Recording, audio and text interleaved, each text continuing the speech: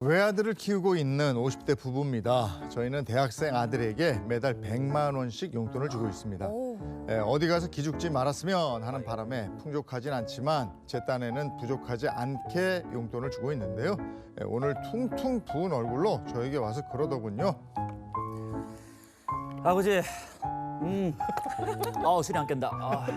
저 용돈 좀 더 올려주세요. 아니 아들, 용돈을 더 달라니 이게 뭐야? 무슨 일 있어? 무슨 일은요. 사는 게 다 똑같죠 뭐. 아니 근데 용돈 더 한 달에 100만 원 주면 괜찮지 않아? 얼마 전에 옆에 태환이 녀석이 자기네 시즌권 끊어가지고 스키장 간다고 저한테 얼마나 뻑이던지.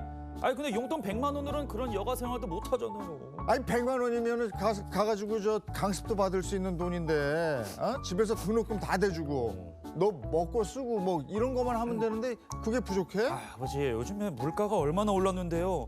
요새 10,000원짜리 한 잔 가지고 밥도 못 먹습니다. 아버지, 차 먹고 밥 먹고 기본이고 또 우리 여자친구랑 같이 데이트하고 그러려면 100만 원 부족하다고요.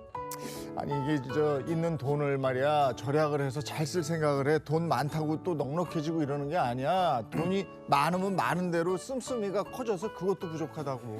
솔직히 우리 집 없는 집도 아닌데 자식 하나라고 나 혼자잖아요. 용돈 좀 올려주는 게 그렇게 아까우세요? 아이고 알았다. 저 엄마하고 얘기해 볼 테니까 좀 기다려보고. 그나저나 너 얼마 전에 면접 봤던 거 그거 어떻게 됐어? 말도 마세요, 아버지. 월급이 250만 원이래요. 내가 그런 회사로 어떻게 가? 답답하네. 아니 돈이야 연차 쌓이면 올라가는 거지. 처음부터 너를 모셔가서 돈을 팍팍 주는 그런 회사가 어딨니?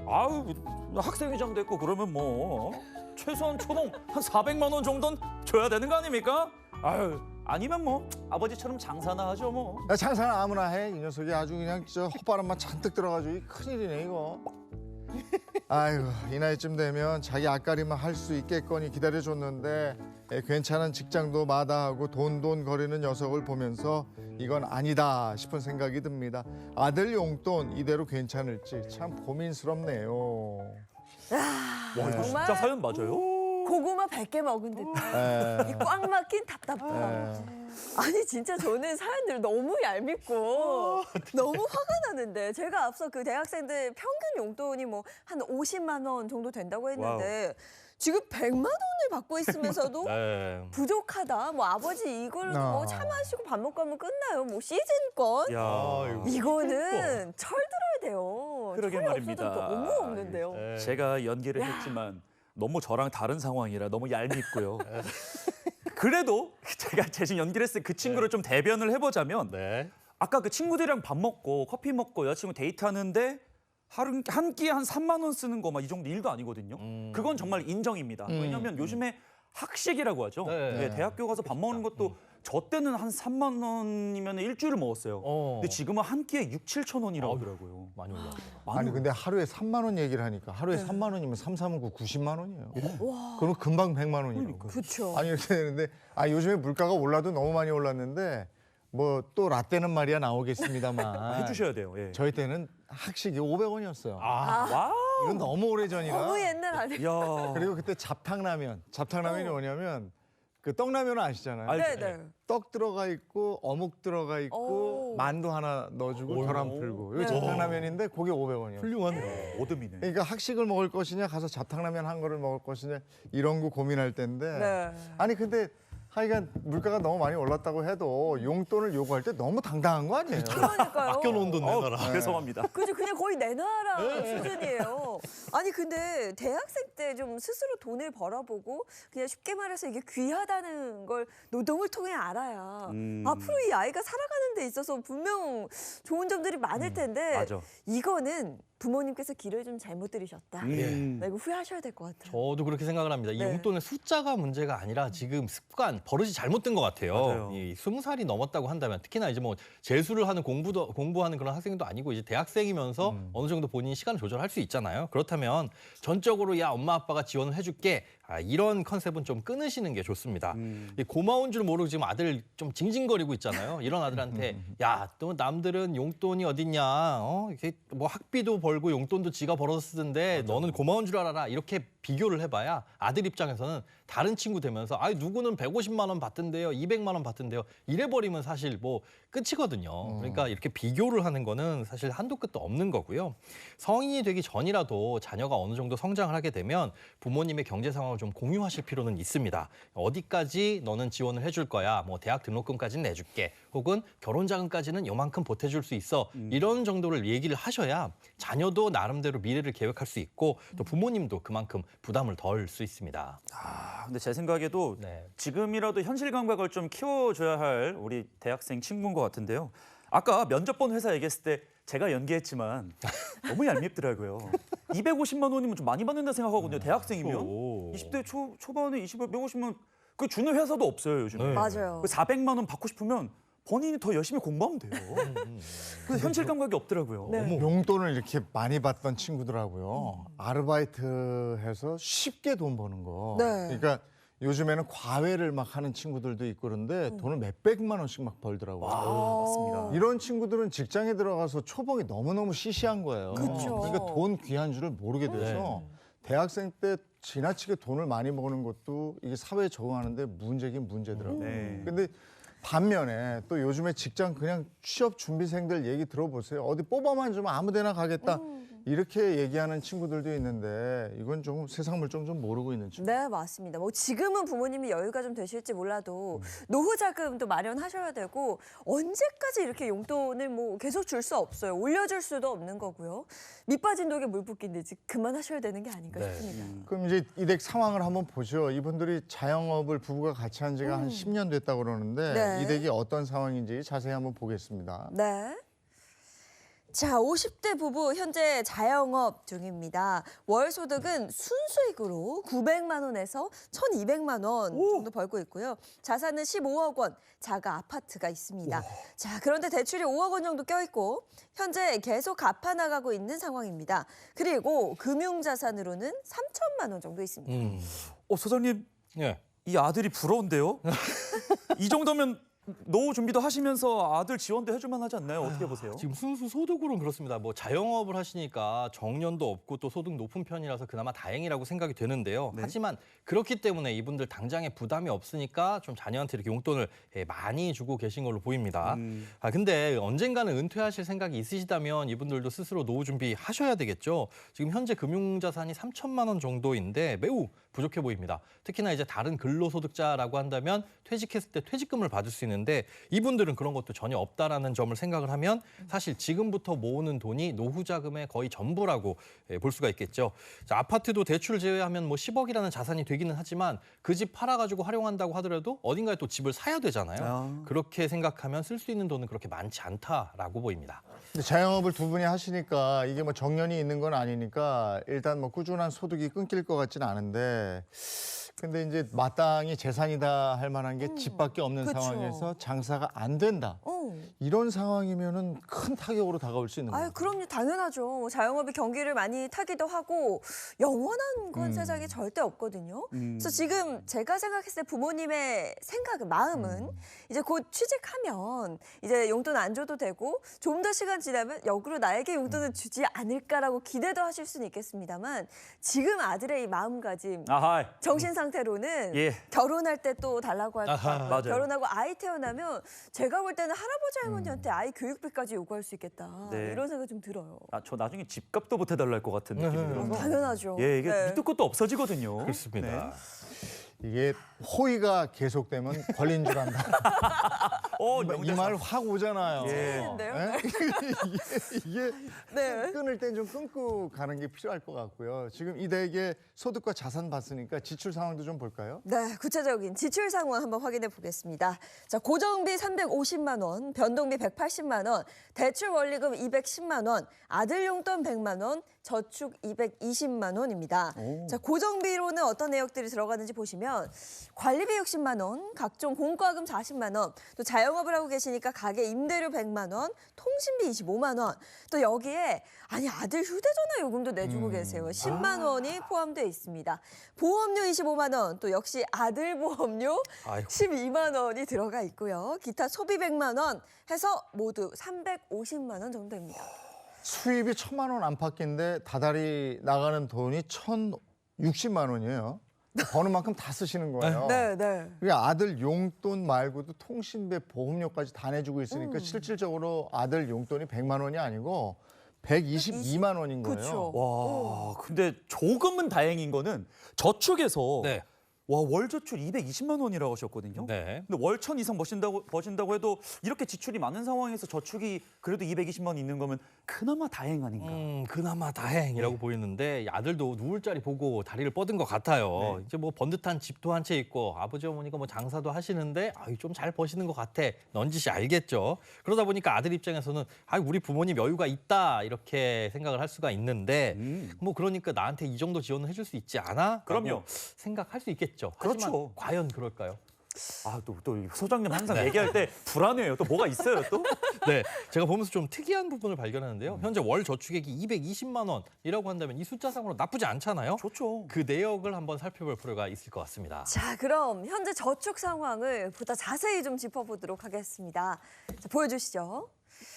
자, 저축 220만 원 중에 아들 등록금 마련 비용이 월 80만 원 들어가 있습니다. 자, 다가 아니에요. 그리고 아들 청약 통장 10만 원, 아들 연금 보험 10만 원, 또 경조사를 대비해서 모으는 돈 50만 원, 의료비를 대비해서 모으는 돈 20만 원. 그러니까 이게 순수 저축금만 보자면 그냥 뭐 50만 원 정도밖에 안 돼요. 그러니까 220만 원 저축이 온전히 그 두 부부를 위한 저축이 아니고 아들한테 들어가는 게 반이에요. 등록금, 청약통장, 연금보험 총 100만 원이 아들을 위한 저축입니다. 그렇죠. 그렇죠. 용돈에 통신비, 보험료, 아들을 위한 저축까지 222만 원이 죄다 아들을 위한 건데 아드님 이거 좀 아닌데요? 아까 꽁트할 때 100만 원 받아가시는 거에다가 요거까지 하면 용돈만 200만 원 이상이에요. 이거를 쉽게 말해서 그 등골 브레이커라고 하죠. 지금 20대 대학생이 됐는데도 등골 브레이커입니다. 자, 그리고 또 경조사나 의료비를 대비해서 그 저축만 70만 원인데 이 저축은요 필요할 때 언제든 꺼내 쓸 수 있는 그런 돈이거든요. 야, 이게 정말 가까운 미래에 네. 소비할 돈이 보니까 이게 대부분입니다. 맞습니다. 네. 이게 순수 저축이 50만 원밖에 안 된다. 이거 상당히 심각한 문제인데요. 게다가 보시면 아들의 청약, 뭐 아들의 연금 이런 거 아주 먼 미래에 필요한 자금이고 심지어 이건 당연히 아들이 돈 벌어서 나중에 본인의 미래를 본인이 준비해야 되는 거죠. 지금 아버지, 어머니 노후 준비도 되어 있지 않은 상태에서 아들의 연금까지 부어주는 건 좀 과하고요. 혹시나 아들의 미래, 아들의 뭐 노후 이런 거 도움이 되어주고 싶다면 국민연금 1회분 정도만 납입을 해주는 게 실질적으로 더 도움이 될 수 있습니다. 근데 저는 엄마 건강보험료도 예전에 많이 내줬었거든요. 근데 오히려 반대 경우에 아들의 국민연금까지 이렇게 내준다고 하니까 네. 너무 먼 미래를 대비해 주는 게 아닌가. 아니, 잘 살게 이렇게 유도를 해주셔야 되는데 그렇죠. 미리 책임져 주는 게. 아니 아들은 대체 뭘 준비하고 있어요 지금? 네, 돈만 중요한 쓰죠. 건 일단 국민연금을 계속 내주라는 게 아니라 국민연금 1회분입니다. 딱 한 번만 내주라는 건데요. 왜냐하면 국민연금에는 추후 납부 제도라는 게 있습니다. 이게 뭐냐? 국민연금을 가입하고 못 내게 된다면 그 기간, 공백 기간을 나중에 최대 119개월치를 낼 수가 있는 건데요. 이 제도를 이용하려면 과거에 한 번이라도 국민연금을 납입한 이력이 있어야 됩니다. 그리고 그 이후에 구멍이 만약에 생겼다라고 한다면 이걸 납입을 할 수가 있고, 그러니까 만 18세 이상이면 국민연금 가입 나이가 되니 이때 한 번만 납입을 해주고 납입을 중단을 하게 되면 여기에 있는 공백 기간은 이 자녀가 나중에 돈을 벌었을 때 내 노후를 위해서 여기를 좀 돈을 부어볼까 하는 선택지가 추가로 하나 생길 수 있다는 거죠. 네. 그리고 매달 80만 원씩 저축해서 아들의 대학 등록금을 꾸준히 모으고 있었는데 이것도 등골 휘겠는데요. 그렇습니다. 이게 장학금을 받아도 참 모자라네. 그런데 이 대학 등록금 관련해서는 정말 유용한 제도가 있습니다. 바로 학자금 대출인데요. 네. 이 학자금 대출을 받지 않고 전적으로 100% 이 등록금을 부모님이 마련해 줬다? 이거 별로 현명한 선택은 아닌 걸로 보입니다. 근데 말 그대로 대출이잖아요. 예. 그래서 여유가 되시는 부모님인데 굳이 대출을 받을 이유가 있을까 싶기도 한데요. 그렇죠. 자녀가 처음 사회생활 하면서부터 빚을 안고 가야 된다 이런 거에 대해서 좀 치근한 마음이 드실 수도 있지만 잘 생각을 해보면 이 학자금, 등록금은 자녀 명의로 대출을 받고 이후에 자녀가 취업을 했을 때 본인이 상환하는 게 연말정산에서는 굉장히 유리합니다.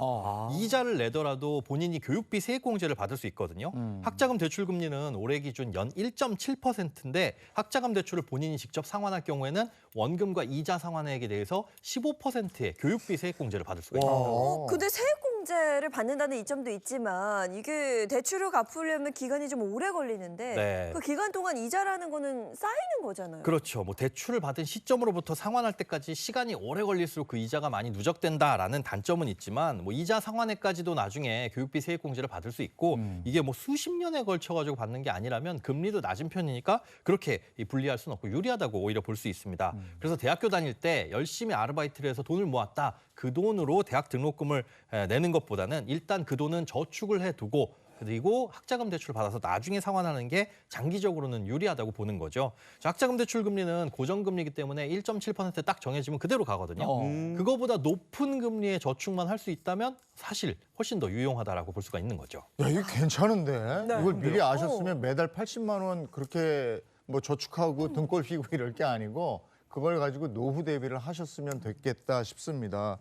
근데 이제 일단 15억 원짜리 집은 있어요. 근데 지금 장사를 하고 계시니까 요게 안 됐을 경우에, 장사가 안 됐을 경우에 이게 큰일이다. 이런 지적 아까 나왔잖아요. 네, 그렇습니다. 현재로서는 여유로워 보이지만 뚜껑 열어보니까 상당히 노후는 불안한 상태라고 볼 수가 있거든요. 나이가 들어서도 계속 노후를 위해서 어쩔 수 없이 일을 할 수밖에 없는 상태라고 볼 수 있죠.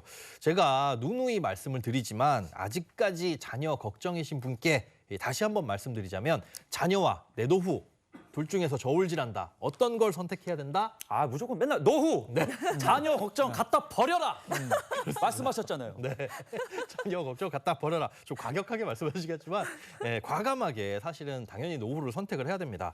자녀는 지금 이렇게 성장을 하게 되면 자녀가 알아서 할 수 있는 시간적 여유도 되고요. 그리고 노후에 이 자녀가 나한테 보탬이 될 거라는 보장도 하나도 없습니다. 물론 이제 성인이 되기 전까지 기본적인 양육은 필요하겠지만 지금처럼 좀 과하게 자녀에게 쏟아붓는 거는 지양하셔야 되겠죠. 자녀도 자녀 나름대로 이렇게 부모님께 지원받는 거 익숙해지다 보면 월급 250만 원 주는 게 정말 작다라고 느껴질 수 있거든요. 이 취업 후에 직접 돈을 벌더라도 본인이 미래를 계획해야지 안 그러면 돈 벌자마자 좋은 옷, 뭐 좋은 먹을 거, 그다음에 좋은 차 이런 거 사는 데 집중할 수가 있습니다. 네, 그렇다면 이제 아들에 대한 지원을 점차 줄여 나가야 할 것 같은데요.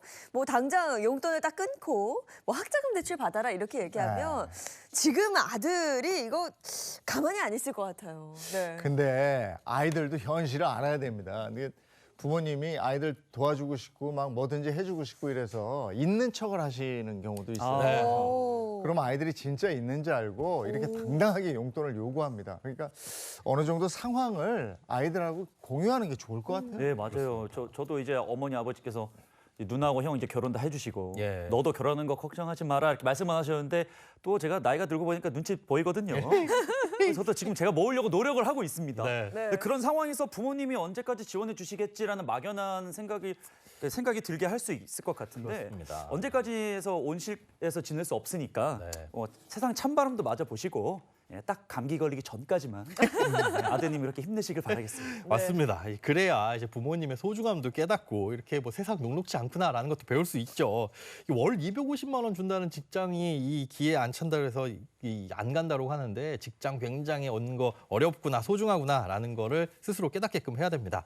아들 20살 넘었으니까 이때까지 따뜻한 밥 먹여주고 따뜻한 집에서 재워주고 이것만으로도 저는 부모님 역할 다 하셨다라고 봅니다. 하지만 당장에 칼로 무자르듯 다음 달부터 용돈 없어 이럴 수는 없잖아요. 그러니까 네. 앞으로 언제까지 뭐 2학기 때부터는 용돈을 이렇게 줄이겠다. 또 미래에 결혼할 때 지원은 부모님이 요만큼 정도까지만 해주겠다. 이렇게 이 어떤 지원의 선을 그어 주셔야 됩니다. 매달 자녀에게 들어가는 100만 원이 이 부모님의 노후 생활비라는 거를 분명하게 인식을 시켜 주셔야 된다는 거죠. 그러니까 점진적으로 해야지 딱 끊으면 애가 충격받으니까. 뭐 4학년 때까지 이렇게 하고 너 졸업하면 어떻게 하고 뭐 이런 거 예. 네. 플랜을 좀 제안을 해주셔야 될 것 같고요. 그렇게 좀 조정을 해서 사셔야 되는데 이걸 바탕으로 어떻게 조정을 하면 좋을지 그거 한번 보죠. 자, 우선 오늘 이 사연을 보낸 이유가 됐던 용돈 100만 원. 현재 대학교 3학년이니까요. 점차적으로 줄여나가서 졸업 이후에는 끊어라. 이렇게 말씀하셨어요.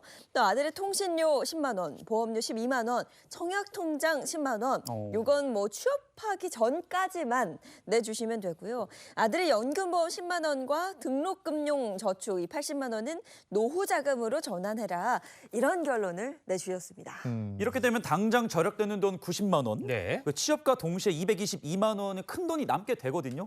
뭐 이 돈을 이제 앞으로 더 유용하게 활용을 하시면 노후에도 큰 도움이 될 것 같아요. 222만 원이 생긴다. 이거 그냥 적금 붓기는 좀 시시할 것 같고 네. 어떻게 잘 활용할 수 있는 방법이 뭐가 있을까요? 네, 일단은 노란우산공제 가입하셔가지고 소득공제도 받고 퇴직금 마련하시는 걸 추천드립니다. 이 노란우산공제는 60세 이상이 되거나 폐업을 하게 되면 받을 수 있는데요. 그 전에는 깨게 됐을 때 소득공제 혜택을 다 토해내야 되거든요. 그러니까 퇴직금으로 생각하시고 저축을 좀 시작하시기 바랍니다. 지금 정도의 소득이면 연간 한 최대 400만 원까지는 소득공제를 받을 수 있을 것으로 보이는데요. 이 소득공제가 가능한 금액을 초과해서 저축한다고 하더라도 전체 3%의 복리 이자로 적용이 되니까 저축으로서도 훌륭한 상품이라고 볼 수 있습니다. 그 은퇴 후를 위한 은퇴 후를 대비한 자산이 지금 전혀 마련되어 있지 않아서 지금부터라도 가입을 좀 하셔야겠어요. 네, 그렇습니다. 아들에게 줄 돈 아껴가지고 222만 원 요걸 확보하셨는데 이걸 어떻게 활용할까? 자, 화면으로 보시면서 설명을 드리겠습니다. 일단 매달 100만 원씩은 10년간 납입한다고 가정을 하세요. 노란우산공제. 그럼 납입 원금은 1억 2천만 원이겠죠. 여기에 이자 약 1,900만 원이 붙어서 세후 1억 3,900만 원을 받을 수 있습니다. 그러면 나머지 월 120만 원 남는 돈은 일단 적금 부어서 단기 자금을 좀 확보하시면 좋을 것 같은데요. 1년간 연 3%의 일로 적금 부으면 세후 1,460만 원을 받을 수 있습니다. 이렇게 매년 1,460만 원을 따박따박 모으되 이렇게 모은 돈은 다음 달 3월에 출시 예정인 5년 만기 개인 투자용 국채에 투자를 하시는 걸 좀 추천을 드립니다. 뭐 따끈따끈한 게 뭐가 나오나요? 네, 출시됩니까? 그렇습니다. 예. 개인 투자용 국채가 나온 지는 꽤 됐는데요. 이게 5년짜리, 10년짜리밖에 없어요. 10년짜리, 20년짜리 상품밖에 없었어요. 장기 상품이죠. 근데 이분들 같은 경우에 투자 경험이 많지는 않으신 것 같고 그다음에 아직까지는 은퇴 시점을 구체적으로 알 수 없다 보니까 한 단중기적으로 돈을 좀 모으셔야 되는데 그러기에 이 5년 만기 개인 투자용 국채가 안성맞춤으로 보입니다. 이자도 복리로 계산되고 여기에 붙는 이자에 대해선 금융소득 종합과세라든가 건강보험료 적용에서도 배제가 되니까 딱 적합한 상품으로 보입니다. 이거 좋네. 다음 달이면 3월에 나온다니. 3월에. 예, 3월에 나옵니다. 각 그냥 은행이나 증권사에서 들을 수 있어요. 정해진 이제 증권사에서 청약을 하시면은 이거를 투자를 하실 수가 있습니다. 그렇구나. 예. 자, 그럼 지금까지 나온 이 얘기를 바탕으로 소장님의 솔루션 한번 보겠습니다. 자, 소장님의 맞춤 솔루션 결과입니다. 지금부터 아들에 대한 지원을 차차 줄여나가서 취업 후엔 완전히 끊을 것. 그렇게 하면 노후 자금 222만 원이 확보되고요. 그중 100만 원은 노란우산 공제에 가입해서 10년 뒤 1억 3,900만 원을 확보하고 나머지 122만 원은 단기 적금에 가입해 돈을 불려나간 후에 최종적으로는 5년 만기 개인 투자용 국채에 넣으셔라. 이렇게 결론 내겠습니다. 근데 여기 아드님께서 이거 뭐 행복한 아침 보지 말라고 하시는 아버지 오늘 솔루션 보내시면 안 된다고 막 이렇게 하실 것 같은데 용돈 더 올려달라고 했다가 괜히 갑자기 날벼락 죄송합니다 아드님. 네. 아니 이제 저 집에 사정 제대로 알리고 그다음에 무엇보다도 이 아들은 취직해요 좀. 찾아보세요. 네. 취직해야지. 그리고 뭐 250 줘서 안 간다? 안 그런 되지. 생각은 네. 이제 좀 버려야 되지 않을까 싶습니다. 자, 소장님 오늘 네. 사연에 대해서 짧게 한마디 부탁드릴게요. 자녀한테 지원을 이 현금으로 해주시는 것도 좋지만 스스로 자립할 수 있는 준비를 하게끔 도와주시는 것도 굉장히 중요한 역할이거든요. 여지까지 정말 최선을 다해서 잘 해주셨으니까 앞으로 자녀가 혼자 설 수 있도록 좀 도와주시기 바랍니다. 너무 부모님들이 넉넉하게 해주시면요 아이들이 돈의 소중함을 모르고 돈을 시시하게 생각해요. 그러면 안 되는 거거든요. 네. 고맙습니다. 네, 고맙습니다. 감사합니다.